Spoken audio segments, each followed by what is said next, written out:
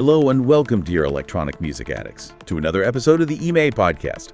Today we're embarking on a really fascinating deep dive right into the heart of the electronic music landscape. We've got quite a stack of recent developments to get through, some groundbreaking new venue experiences, pushing the limit. Yeah, the spectacle aspect. Exactly. Plus a huge festival announcement celebrating that community feel we all love. Absolutely. And a really highly anticipated artistic collaboration, so redefining expression. So our mission, to pull out the most important nuggets of knowledge, the key insights, just to get you really well informed on what's shaping our world right now. Yeah, and what's interesting, I think, is how these three things, the innovation in live shows, the strength of the community aspect, and how artists are evolving, they aren't just separate things happening. They actually, they weave together. They tell a story about where electronic music is at this moment and maybe where it's headed. So we'll look at not just what happened, but, why it matters, the context, the implications for the whole scene. Okay, perfect. Let's kick things off and let's dive into probably one of the most ambitious projects this year, Unity. We're talking the Tomorrowland and Insomniac collaboration happening inside the pretty imposing Sphere in Las Vegas. Yeah, imposing is the word. The first shows just happened. Chase and Status on Friday, August 29th. Cascade was Saturday the 30th. And Eli Brown finished up today, August 31st. And the Sphere, well, it's unique, isn't it? That 360-degree immersive screen. It promises something completely new visually. But as you'd kind of expect, the reactions from fans, quite divided, which immediately brings up a big question. Sorry, cheers. Well, can technology like that on its own really give you a true festival experience? Or is there more to it than just, an amazing screen? That's such a good question. And the feedback definitely suggests there is more to it than just the visuals. I mean, on one side, you had people just absolutely blown away. We saw comments like, never seen anything like it, or it's like being inside a Tomorrowland world. Real awe. Totally. The sheer scale is undeniable. But then, and this is interesting, there was this point about inconsistency. People saying the Insomniac visuals felt, maybe a bit less polished compared to Tomorrowland's. Yeah. Like maybe two different teams working, not quite synced up. Exactly. And in a space like that, designed for total immersion, that kind of disconnect can really pull you out of it. It really can, and I think that feeds into maybe the deeper issue people raise, the overall atmosphere. Because, okay, the visuals, spectacular, no doubt.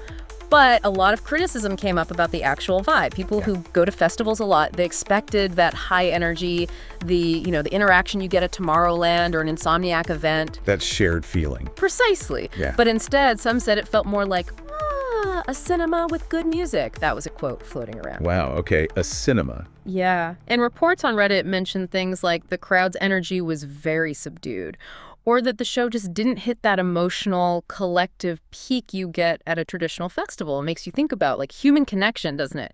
Visuals can overwhelm your senses, sure, but that festival vibe, it often comes from something else, like shared energy, spontaneous moments. Yeah, people feeding off each other. Exactly. And maybe the sheer grandeur of the Sphere, ironically, makes it more passive. Like you're just observing something incredible rather than participating in it. That's an interesting paradox. The thing designed to immerse you maybe keeps you at arm's length in a way. But do you think there's maybe a part of the audience, maybe newer fans, who might actually prefer that more curated, almost controlled experience, especially given the price, valuing the spectacle over the sometimes messy energy of a rave? Oh, absolutely. I think it shows the audience is diversifying, definitely. But for those core fans looking for that festival release, that catharsis, the balance is tricky. Think about early raves, right? Minimal production, almost all about the collective energy. This tech is amazing. It's innovative, but the challenge is using it to enhance that human connection, not overshadow it. Yeah. Enhancing, not replacing. Okay, so what about the music itself? The official Tomorrowland Orchestra, the Symphony of Unity, got really high praise. Some people actually said their part alone was worth the ticket cost. That's huge. That really is saying something. Chase and Status, apparently powerful music, but the set was short, less than an hour. And some felt the visuals didn't always match the track intensity. Mismatched energy, maybe? Could be. And Cascade's set also got mixed reviews. Some loved the selection, the flow. Others found it too flat and repetitive for such a massive, epic venue. Interesting. It sounds like even top artists maybe struggled a bit to calibrate their sound for that specific environment and visual setup. Yeah, maybe the venue almost demands a certain kind of sound or structure. Could be. And connecting this to the bigger picture, the price kept coming up a lot. It's not a cheap ticket. Yeah. And many fans felt, for that cost and all the hype around the collaboration, they just expected more. More dynamism, maybe? Yeah, comments like, "For the price, I expected a much more dynamic show," were apparently quite common. Which raises that key question again, where's the line between an incredible visual showcase and that engaging traditional festival feeling? Especially when the ticket price suggests you should be getting, well, everything. Right. Is the tech maybe getting ahead of the experience design in a way? Or maybe even impacting accessibility? That's a really crucial point. Do you risk creating these ultra premium experiences that start to feel separate from the core electronic music audience? The audience that traditionally values community and accessibility, maybe more than just sheer visual opulence? Could it lead to a sort of two-tiered scene? It's definitely a concern, isn't it? Because electronic music at its roots was so much about accessibility. Grassroots. Exactly. Innovation is vital. We need it. But the industry has to walk this fine line, pushing boundaries, yes, but without losing that inclusive spirit that makes the scene so special. Finding that balance, especially as production costs just keep climbing, that's going to be a huge challenge going forward. So, thinking about unity, for you listening, where do you land? Is this the future? Is it an impressive but maybe limited visual thing? Or does it just need more time to find that perfect blend with the festival vibe? It's definitely got us talking about innovation in live events. Okay, so shifting gears now. From pushing boundaries with brand new tech, Right. we pivot to something deeply loved, an established tradition that absolutely thrives on that sense of community, of togetherness. After weeks of speculation, maybe months, the news everyone was waiting for is finally here. EDC Mexico 2026 is official. Yes. And the excitement online, you could almost feel it. Insomniac and Ocesa, they've confirmed the details. Yeah. EDC Mexico, it'll be the 12th edition, happening February 20th to 22nd, 2026. Back home. Back at its classic home, yeah. The Autodromo Hermanos Rodriguez in Mexico City. So once again, quote, "The electric sky will shine with the energy of hundreds of thousands of fans." It really captures that theme of the enduring power of community. Absolutely. And for everyone wanting to be under that electric sky, let's get down to the practical stuff. The tickets. General admission starts at $3,380 Mexican pesos, plus the service charges, of course. Okay. If you want a bit more comfort, the Comfort Pass is $4,790 plus charges. In the top level, the City Banamex Plus, that's $6,200 plus charges. Got it. Standard gears. Pretty standard. And good news on payments, there are installment options apparently. And an exclusive Banamex presale happening September 17th starts at 2:00 p.m. Offers 3 months interest-free. Ah, the presale rush. Oh yeah. Better set those calendar reminders now. We all know how fast these can go. We do. But what's really striking about this announcement, I think, isn't just the dates and prices. It's the reaction, the explosion of fan comments everywhere. "See you in February under the electric sky," or "Presale ready," and even people saying things like, "The lineup doesn't matter, EDC is always a guarantee." That's powerful, isn't it? It really is. It shows the magic of EDC is so much bigger than just the list of artists playing. It's brilliant brand storytelling, really. Think about how they position it, the headliner concept, where you, the fan, are the main event. Right, you're the star. Exactly. And the whole electric sky mythology, the distinct stages like Kinetic Field, they've built this entire universe, a world people want to step into year after year, almost regardless of who's playing. So it creates this really strong emotional connection that goes beyond just the music. Totally. It transcends individual artists. The festival itself becomes the main attraction. Yeah. It's kind of like how Disney creates an immersive world you want to visit. EDC does that for festival culture. That's a great comparison. So it's not just booking big names, it's about creating that whole experience, that consistent story. How do you think they've kept that loyalty going strong for, 12 editions now? Especially with new festivals trying to capture that same magic all the time. I think it comes down to consistency and really understanding their audience. They've managed to get huge to scale up without losing that core identity by always delivering on that promise, this fantastical, inclusive world. The art, the music, the connection, they've built a real community, almost multi-generational now. It just proves that for so many people, the festival is the destination. It's the annual pilgrimage. It's much more than just a schedule of DJs. They haven't just built an event, they've built a culture. Yeah, a culture. And speaking of that visual culture, the official poster for EDC Mexico 2026 is already out. Oh yeah, what's it like? It's got this really vibrant look, blends futurism with something dreamlike, really reinforces that whole idea of community and magic. It's not just an ad, it feels like an invitation into that world. Nice. Sets the tone early. Totally. So mark your calendars, February 20th, 21st, and 22nd, 2026. Yeah. Get your card ready for that pre-sale, and get ready for another unforgettable chapter under the electric sky in Mexico City. The countdown is definitely on for that one.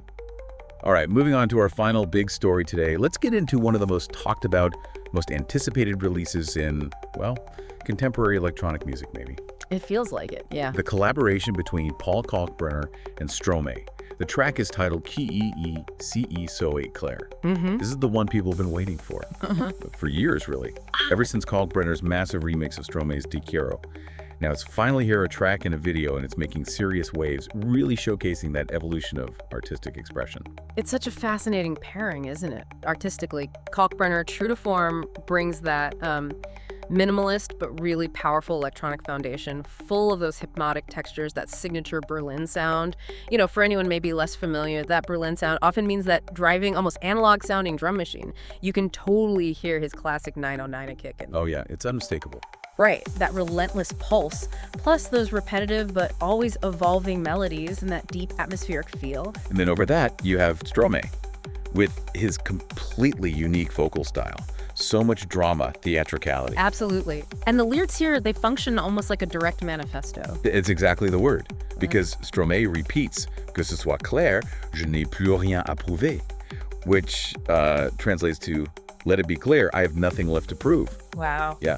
It's not just a line in a song. It feels like a real statement. An artist saying, you know, I'm mature. I don't need to justify myself anymore. A position of confidence. Totally. And then there's another really strong line. Je n'attends plus rien de vous, sauf le respect. Meaning, I expect nothing from you except respect. It gives the whole track this, like, defiant, but also really liberating feeling. And hearing those words over Kalkbrenner's hypnotic beat, it really does feel like a sonic manifesto. Powerful stuff. And what's really clever, I think, is how they fuse their styles. Kalkbrenner usually creates these very introspective, sprawling soundscapes, right? Tracks that build slowly. Stromae, though, he's a master storyteller. Lyrical narrative, drawing from that French chanson tradition, which is less about pop hooks and more about, you know, lyrical depth, almost spoken word delivery sometimes. Right, very distinct tradition. Very. But here, Kalkbrenner, who often sticks to quite minimal loops, actually introduces slightly more noticeable harmonic shifts than usual. It creates these little pockets, these spaces for Stromae's very structured narrative vocal to land naturally. Ah, interesting. So it's not just Stromae singing on top of a techno track. Not at all. It feels like a real compositional dialogue, each of them subtly adjusting their usual style to make room for the other. It creates this unique hybrid, almost like a modern electronic chanson, you could say. That makes so much sense now, listening back to it. Explains why it feels so integrated, despite how different they are. Yeah. And the video, the official video for CE SOIT CLAIR, is visually really striking too, packed with symbolism. Yeah. It's got this aesthetic that's like alluring, but also very precise, meticulous. Stromae's right at the center, almost like a preacher or a spokesperson delivering that message. Okay. The whole thing plays with light, shadow, perspective. It's a really stimulating visual that just hammers home that direct, upfront tone of the song. Nice. Reinforces the message. So zooming out a bit. Yeah. What's the bigger impact here? Well, this collaboration really pushes both artists, doesn't it? Kalkbrenner lets a strong, direct vocal narrative into his atmospheric world, shows his range. Stromae steps into this more minimal techno space, proves he's adaptable beyond his usual sound. Yeah, stretches both of them. Definitely. And the fan reaction seems overwhelmingly positive. People are celebrating how these two massive, distinct identities manage to complement each other without anyone getting lost in the mix. Right, they both still sound like themselves, but together. Exactly. And some are already speculating, you know, could this signal more ambitious, genre-bending collaborations coming out of Europe? Maybe a sign of artists feeling confident enough to really experiment and redefine their boundaries. So as you listen to CE SOIT CLAIR, what do you think? Is it just a cool one-off experiment between two giants? Or could this actually be the start of something? A new phase where artists like Stromae and Kalkbrenner keep blurring that line between, say, melodic techno and francophone chanson? It's definitely a bold artistic statement, pushing those boundaries of artistic expression. We've really covered some ground today, haven't we? Yeah. Unpacked some truly pivotal moments. We have. From the awe-inspiring but also debated tech innovation of Unity at the Sphere. Right, the spectacle versus experience question. Exactly, to the absolute strength and community spirit we see with EDC Mexico 2026. That unwavering loyalty. Yeah, and then this bold artistic statement, this evolution from Paul Kalkbrenner and Stromae. And ultimately, these three stories, they're not really separate, are they? They kind of reflect this ongoing tension, this dynamic within electronic music. Between what? Well, between that constant drive for visual and sonic innovation and the irreplaceable power of just shared human experience. Yeah. Community. Yeah, that balance. Technology and togetherness. Exactly. It shows our scene is constantly evolving, not just in one area, but like as a whole ecosystem. Always pushing its own boundaries, redefining itself. It's exciting to watch. It really is. Thank you so much for tuning in to this episode of the Electronic Music Addicts podcast. Don't forget to follow us for more information and analysis about the world of electronic music. See you soon. And remember, turn the world into a dance floor.